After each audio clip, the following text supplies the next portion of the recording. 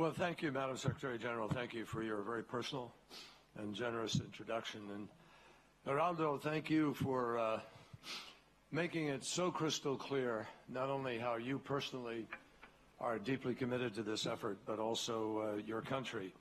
And I again just want to say profoundly thank you for a very, very serious and comprehensive approach to the challenges that we face here. I'm going to pick up where Geraldo left off, and I'd like to take just a few minutes to outline some of the solutions that the United States is pursuing. And I again want to reiterate, as I think I did this morning, we're going to pick up what Geraldo has laid out and work with Geraldo together heading into next year. And one of the commitments that we will make is to bring more countries to the table than were in Washington or here that need to be here. They need to be part of this. And I intend to commit a certain significant element of diplomatic effort in all of my bilaterals and travels through the course of the year to make sure that that responsibility that we're articulating here is broadly shared. As President Obama announced earlier, we are creating 2 new national marine sanctuaries in the United States, one off the coast of Maryland and one in Wisconsin along the Great Lakes. But we also have plans in the works, which we are pursuing, for still another significant one in the Atlantic, where we don't have the kind of presence that we want and should. And we're working with senators engaged in that particular area in order to make that happen. We had hoped to be able to get there. We have a few administrative challenges yet to get over, but I'm confident that we will.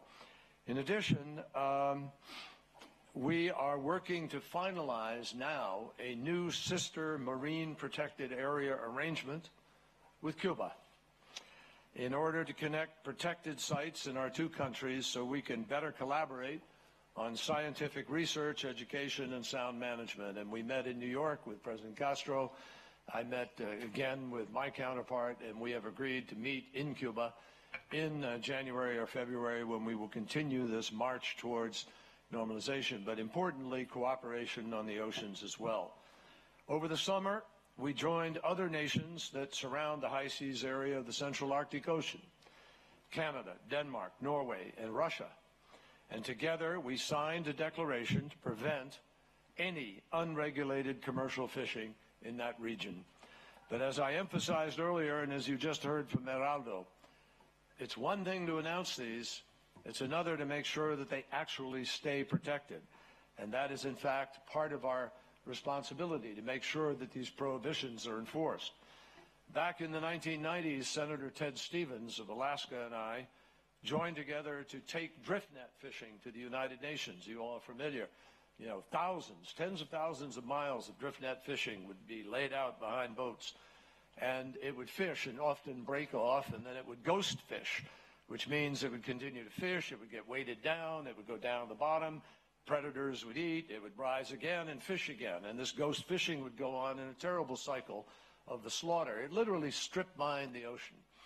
Much of the fishing that takes place today, approximately 2/3 to 50% of the fish catch is just thrown overboard. They don't use it.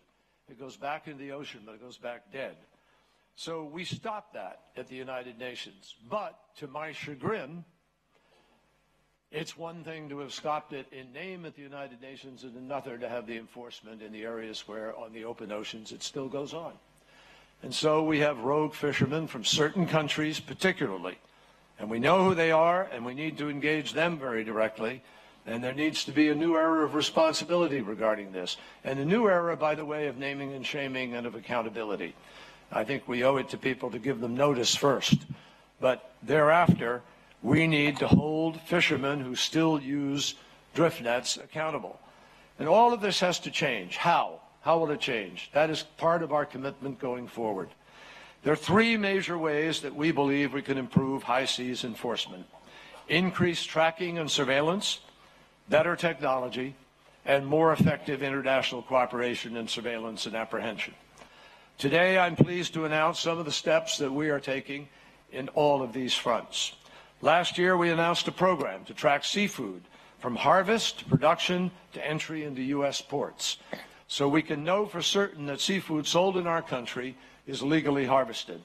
Later this month, we will officially launch that program's first phase in operation, which will trace several marine species, including shrimp, cod, and tuna, that are especially at risk of being caught illegally or mislabeled. And tracking this initial set of species will help us to prepare to track all seafood sold on the shores of the United States by 2017. We're also proud of a new initiative in the Asia Pacific called the USAID Oceans, a 5-year, $20 million effort to promote sustainable marine fisheries in and to help monitor seafood fraud in that part of the world. In addition, the United States is investing in technology that will help us get a better sense of human activity in even the most remote parts of the ocean. We're enhancing the sensors on our satellites to detect the kind of night lights used by fishermen to attract fish, which will help us identify and stop potentially illegal or unsustainable fishing practices. We've already demonstrated this technology in Indonesia, and next year we will begin implementing the system in 5 pilot countries, along with training and technical support for local officials. But one of the most important changes we can make is to deepen the level of overall international coordination so we can identify, interdict, and prosecute those who pursue unacceptable fishing practices. Today, various nations are working hard to track and address illegal fishing, but the fact is, no nation is currently capable of policing the entire range of the oceans. On the other hand, we have an obligation to make certain that no square kilometer of ocean is beyond the law.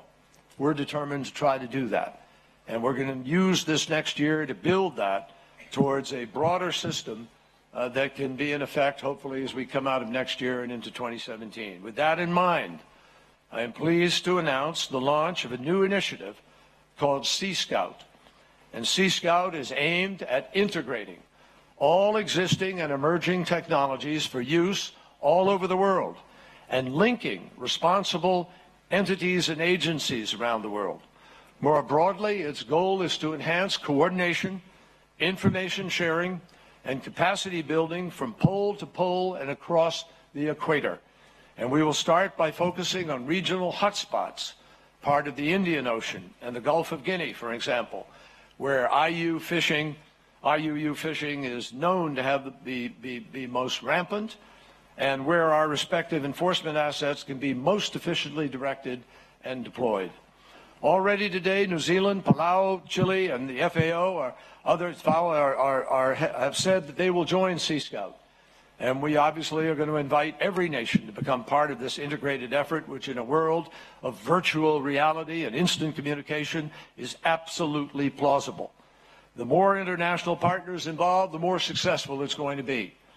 So I urge all of you in both the public and the private sectors, get involved in whatever way you can and help to think about the ways in which certain technologies and practices can be put to use so we can marshal the forces of law enforcement communities around the world to actually make these laws have greater impact.